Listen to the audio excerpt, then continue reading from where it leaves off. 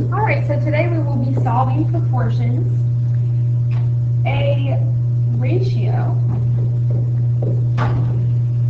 uses division to compare two quantities, similar to fractions. There are three ways to write the ratio of two quantities, A and B. As long as B is not equal to 0, you can write it A to B, you can write it A to B, or A over B. Ratios are always read the ratio of A to B no matter which of those three ways it's written. Ratio should always be written in simplest form, just like fractions. So always look to simplify, and remember you can do that in your calculator by pressing math, enter, enter. A proportion is an equation, so it has an equal sign that states that two ratios are equivalent or equal. So you can see our example right here.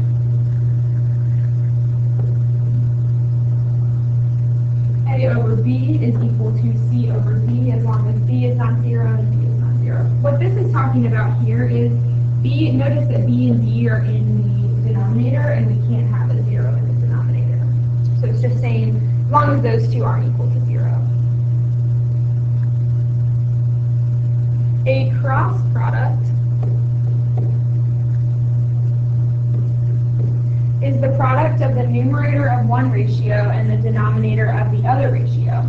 So product meaning multiply, and cross products of proportions are equal. So we can set them equal, and here's a new property that we will be using today, the cross product property, which says basically that you can multiply across and that product is going to be equal. So if you have a a proportion like this, you can go right across and multiply and set A times B equal to B times C.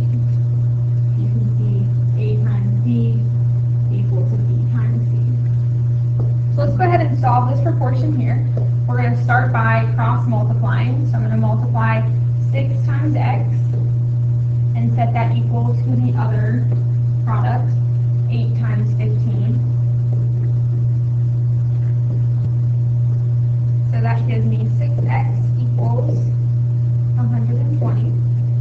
And the property that allows me to cross multiply is none other than the cross product property. And we can abbreviate that CP from here on out.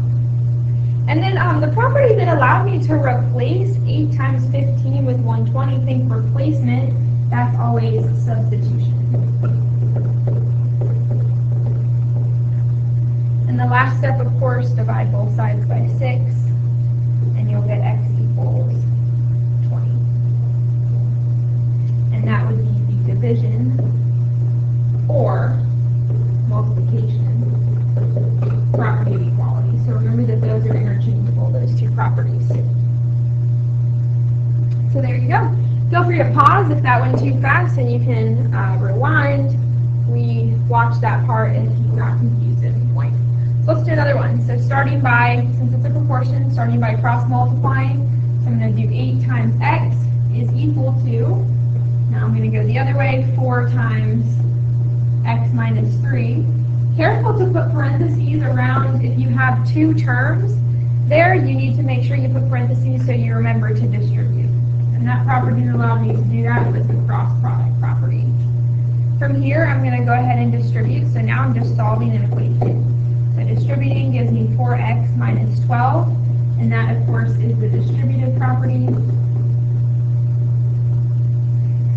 And then I'm going to move my variables to one side, so subtract 4x on both sides, which leaves me with 4x equals negative 12. And that, of course, is the subtraction or addition property of equality. So remember that those two are interchangeable as well. And then the last step, divide both sides by 4, and you'll get X equals negative 3. And that, of course, is the division or multiplication property of equality. And there you have it. Let's try the next one. So again, I'm going to start by cross multiplying. So n plus 10 times 6. You can put it either way, but I like to put my number that I'm going to distribute first.